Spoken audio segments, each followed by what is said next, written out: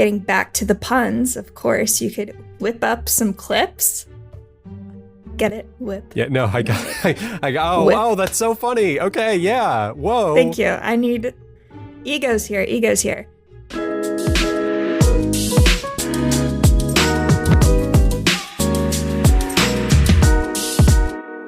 Hey everyone, and welcome to the Headliner Podcast. We're your hosts, Nicholas and Elissa, and we're here to keep you in the loop on all the things you can do to promote your podcast.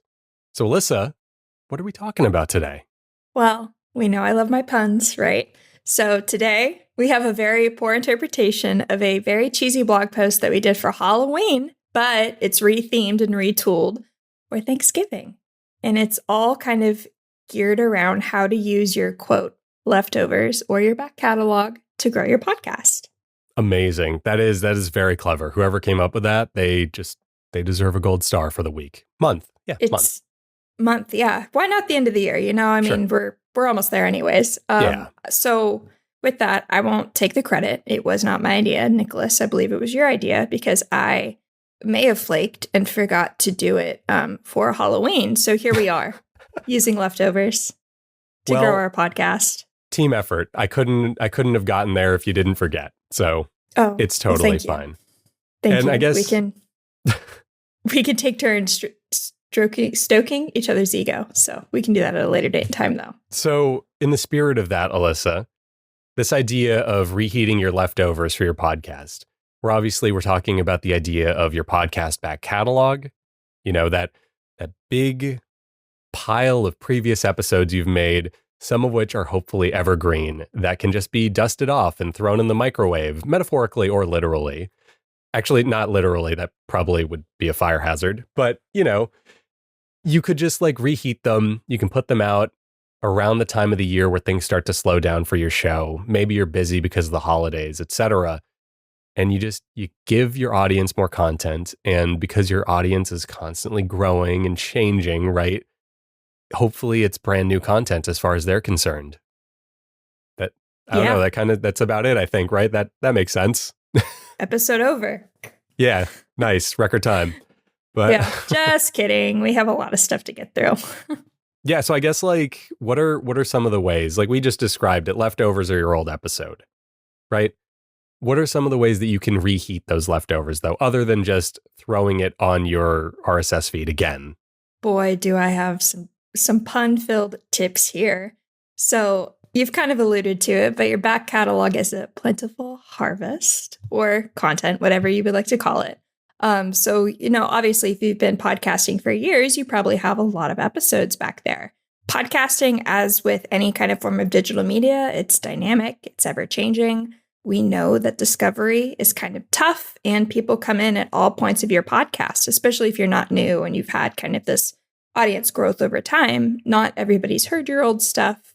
So you kind of have all of these things that are probably evergreen or relevant or have some type of something that somebody might want to hear or hear again. So you can kind of leverage that back catalog and do just a lot of things to really kind of bring attention to stuff that you've already done or even inspire new growth using something that you already did. Yeah.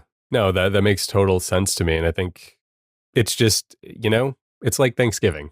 It's exactly what you said. Wow. This pun actually has a lot of legs to it with the whole bountiful harvest and all that stuff. It's a great idea. Yeah. But also it's on a practical term, even if you take it away from Thanksgiving for a second, I promise we'll put it back. But it's a good idea every so often to do that, to run the rerun, so to speak, because it allows you to maybe put that extra time into another episode you're working on, give yourself a much needed break, or just encourage that new audience that we were talking about, the one that's constantly cycling with new people. It's there to remind them that hey, this show has been on for a while. Go through some of my old episodes sometime because you might find stuff that's still valuable to you. Exactly. And then kind of looking at how to actually use your leftovers to keep growing. So you had mentioned you can literally just kind of re-release it. So re-adding it to your RSS feed. That everything that we say is going to have its pros, it's going to have its cons. So that might, kind of drive traffic to your new episode, not necessarily your old episode, but it's still getting engagement, getting people hearing it. It's really great, especially if you've seen like a spike in audience growth and you had like maybe a really great episode or a really great guest or something like that, and you want to bring kind of new attention to that. That's kind of one of the great ways to do that. Getting back to the puns, of course, you could whip up some clips. Get it? Whip. Yeah, no, I got, oh, that's so funny. Okay, yeah, whoa. Thank you. I need egos here.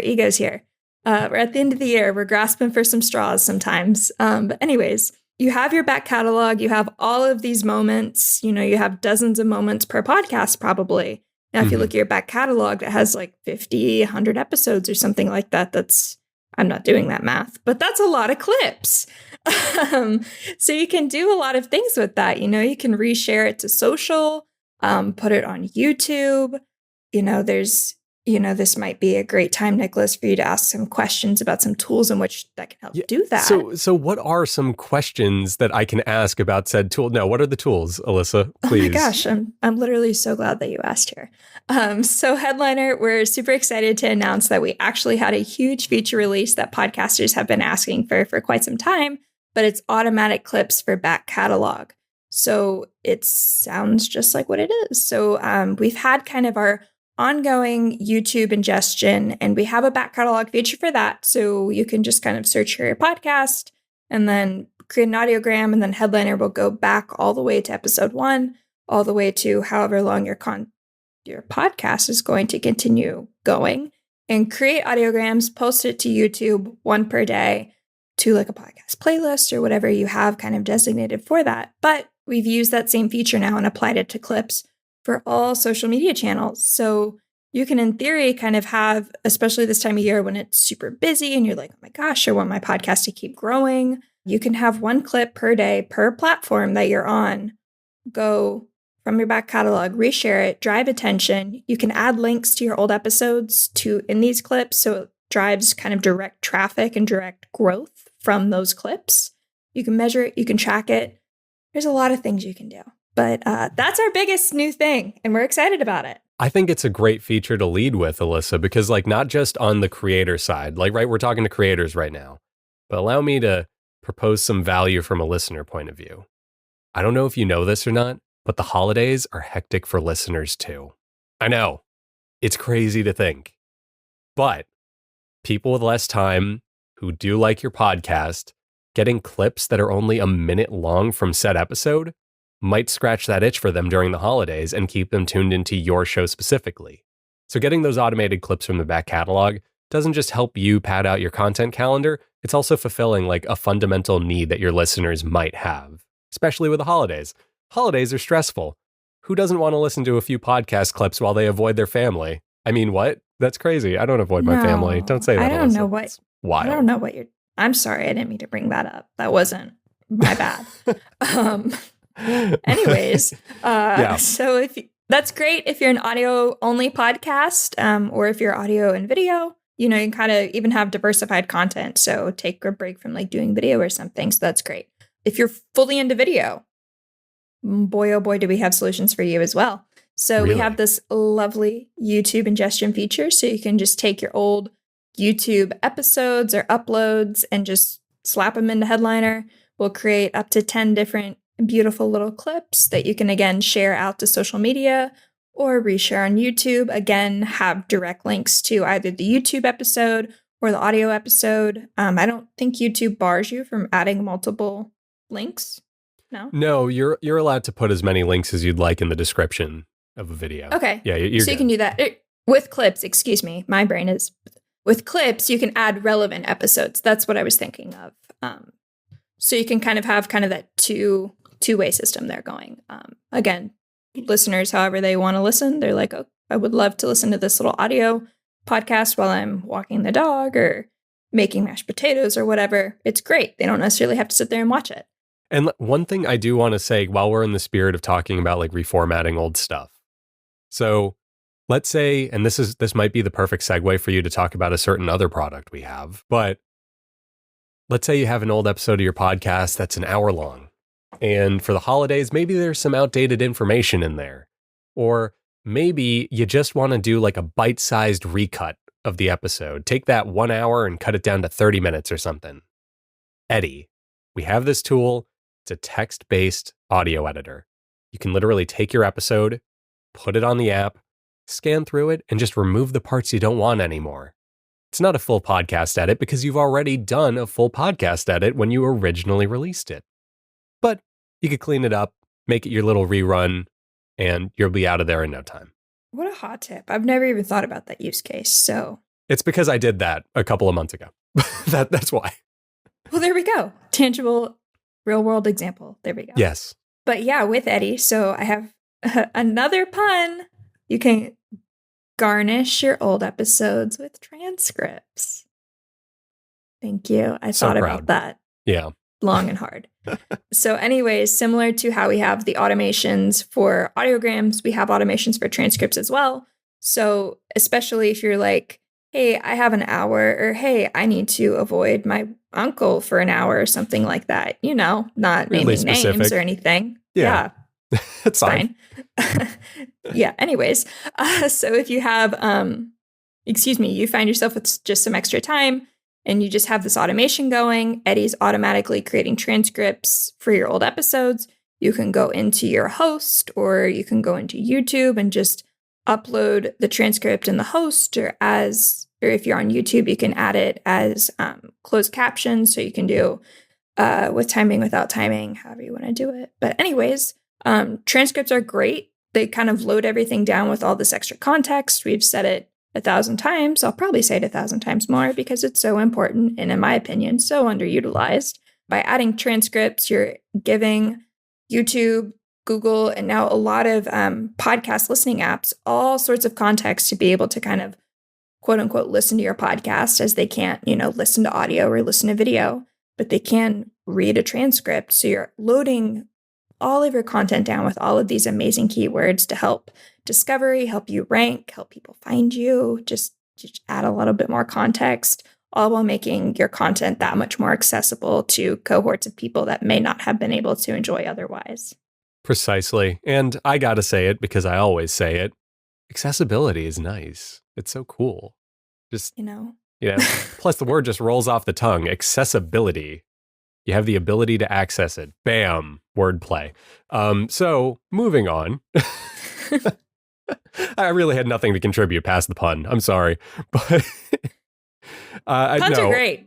Yeah, they make the world go round. Puns are fun. Who knew? So, all this talk about transcripts, I think we do also have to talk about the value of a good old-fashioned baked-in caption for a video, right? Do you get that pun too? I said it, and then I was like, I hope that wasn't intentional, but you've been making a lot of intentional puns. They're so yes. all puns. They're all intentional. I see that. Okay. It's exciting. It's very exciting. But I see here on the sheet, you have a stat that I absolutely love, and it's going to make me say the thing I always say also, which is 85% of social video is consumed on mute. And that's a stat by Dig Day, right? So, yeah, I mean, that's a lot, right? But it makes sense. You go on social media, and I don't know about you, but yeah, I do watch a lot of videos on mute because maybe I'm just doom scrolling after a long day while I watch a sport, and I'd rather listen to the sport, but I'm just kind of like skimming the transcript of a video. Or maybe the example I always used to use is I'm on the subway and I'm listening to music and I don't want to stop listening to music and I want to look at my phone because I don't want to make eye contact with people. We're just avoiding people left and right today. Yeah, what can I say? I'm an introvert. So, like stuff like that, it really does make sense. There are so many situations where you're going to watch a video with the sound off. And it's not even just that. It's the fact that having the captions there, even if you have the sound on, you're retaining more of the information, which I see now is actually a stat you put right under it. Captions increase retention by 95% by WordStream. We love a stat. Yeah, we're a visual species. The thing I always used to do when I would make like audiograms is I would treat the captions almost like a oh my God, what's it called? But I'm drawing a blank on it. It's the thing when you're reading a book and Spark Notes. They're almost like a Spark Notes where you're just kind of like really quickly scanning through them and you're latching onto those important keywords in each sentence and you're just reaffirming the idea to yourself. So baking in captions to your videos using, headliner and stuff like that, super helpful. And it's super easy too, because we have accurate captions and you can customize your text and even put little animations on them. So I don't know, like it feels like a quick, easy win, which, hey, at the end of the day, maybe that's what leftovers are. The analogy just keeps going. Yeah, it just keeps getting better. It's just really layered. I didn't think about it as much, but it's a good one. Great job. Well, thank you. I'll pat myself on the shoulder for that. But, you know, from there, Elissa, I'm seeing the next note. Is there a pun here? Can you tell me? Can you explain this one to me? You have to, I mean, it's not like my best work, I will say. It was sharing is caring is a bullet point that I have written here, but like, you know, there was something there. I felt like, you know, you share Thanksgiving with around people with the holidays. Yeah. You could share your leftovers. I mean, this is a podcast about helping podcasters promote their show, not about writing puns. It passes. Well, we try. Okay. Very hard. Well, how about giving? Well, I can't really rhyme anything with giving. Whatever. Yes, sharing is caring. That's still the point. You know, it's true. You're giving your audience a little gift, right? And I think you probably are going to go into something about the algorithm, but yeah, you're also making the algorithm happy. Maybe. So basically, I'm sorry. I didn't think that the Halloween blog post got enough attention as it deserved. And I really liked what I wrote because, hey guys, I also author our blogs some of the times. I wrote this one. You can normally tell when I write them. There's usually like Taylor Swift. Yeah, there's puns, there's Taylor Swift references. Yeah, for sure. Yeah, it's fine. Anyway, so I'm just going to read exactly what I had in the blog post because I didn't think that I could word it better to fit the Thanksgiving theme. So pretend it's Halloween time again as you're listening to this because it's great. I'm seeing skeletons, kids dressed like ghouls, candy on the floor everywhere. Okay, yeah. Thank you. So here it goes. Podcast audiences and algorithms reward consistency. When your show goes quiet, you lose momentum, visibility, and audience habit. But when you keep showing up, even with clips or reshares from older episodes, you signal that your podcast is alive. The beauty of your back catalog is that it gives you endless ways to stay visible without recording new material. Every reposted clip, every resurfaced insight, every throwback moment keeps your feed active and your audience engaged. And posting regularly doesn't mean producing constantly. It means maintaining presence. Because in today's attention economy, presence is what keeps your podcast top of mind and in the algorithm's good graces. So don't ghost your audience. Haunt their feeds in the best way possible. That was good. I like that. Thank you. What we can do is we could do like a Nightmare Before Christmas thing where it's a little Halloween and a little Christmas. So I personally call it a Thanksgiving movie because you split the difference. So what we'll do is we'll put a little Christmas, a little December in there. And we'll say that, as you said, you have an endless way to stay visible and you don't have to make new stuff. If you have this huge back catalog and you have old audiograms or you want to automate making new ones, you're going to have an avalanche effect where you have this little bit of content. And then over time, it just keeps rolling down the hill, building mass. And suddenly you've got a kaiju-sized Frosty the Snowman of content. I lost the ball a little bit there, but I think I got it back at some point. I think you got it. Cool. It was a good snowball effect. Yes. I think I lost it with kaiju, but it's fine. The point there is you have this old content, you can put it on your feed, and you can keep your feed active. I guess in summation, Elissa, is there anything we want to go over other than the fact that reformatting your content, throwing those leftovers in the microwave and all that is a good time? I would just like to remind people there are lots of tools out there that can help you. We are the Headliner Podcast. We do have a company that helps you do a lot of this stuff. So I'll just kind of quickly run through the different tools that Headliner has. These all come, I believe they're all free with the exception of one, which is going to be the automatic transcription with Eddy. That is a paid feature. All of the others that I'm about to say, though, they're totally free. You can use them at your disposal. We recommend using them and abusing them. The more content you create, the more opportunities you're creating, the more likely it is that you can grow your podcast, find your audience, all the good things. So YouTube ingestion, we had mentioned it earlier, just allows you to really quickly create clips via YouTube links. if you have a YouTube video that's done amazing, you have, probably about 50,000 views or so, you're going to qualify for most replayed. Mm-hmm. And most replayed, it literally pulls the most replayed moments, which you can tell kind of on a little YouTube bar. If something's got a little wave or a spike above the little play guy, that's a most replayed moment. So Headliner can go and actually pull those from a video and create clips based off of existing proven audience engagement data. So great way to create really good clips from stuff that you've already done. Podcast promo. So we do actually have a paid growth tool. This is going to allow you to place clips of your podcast across the web, namely in kind of relevant targeted articles. So you're going to reach ears and eyes in a very highly targeted way to get some love and attention back on some of those older or existing episodes. Automatic audiograms. You can do full length. You can now do clips, all from your back catalog. Really great way to grow your podcast on social and YouTube in a very hands-off way. Like, for example, we did it when the feature first came out.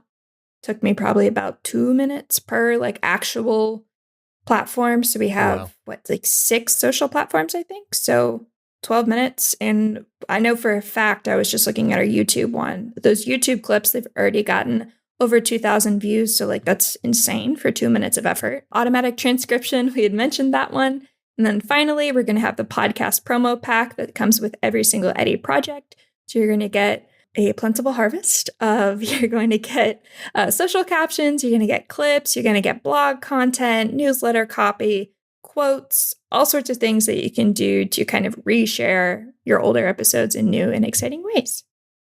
Amazing. There you have it. All the things you can do to reheat your leftovers. So, on that note, thank you to everyone for listening. Hopefully this reminded you of just how much great work you've done on your podcast and how you should put that in front of everybody. And we'll catch you in the next episode. So bye.